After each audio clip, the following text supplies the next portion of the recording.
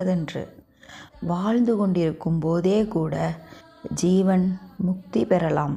அப்படிப்பட்ட மகாத்மாக்களை ஜீவன் முக்தன் என்கின்றோம். மனதாலும் வாக்காலும் தேகத்தாலும் பரமாத்மாவின் சேவையில் நிலை பெற்றவன் ஜீவன் முக்தனேயாவான். அப்படிப்பட்டவர்கள் உடலை நீக்கிய பின்னர் பரமாத்ம பிராப்தியையே பெறுகின்றனர். நான் யார், எனக்கு ஏன் திரிகுணங்கள் ஏற்படுகின்றன என்ற விஷயத்தை தெரிந்து கொள்ளாவிடில் உண்மையான நன்மை எப்படி உண்டாகும்? இதையும் கூட நான் உங்களுக்கு தெரிவிக்கிறேன்.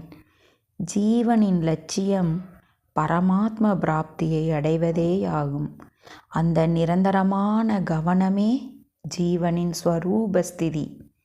இந்த விஷயத்தை மறந்து விடுவதால் பிறவிப்பிணி பற்றி கொள்கிறது. அந்த பவரோகத்திற்கு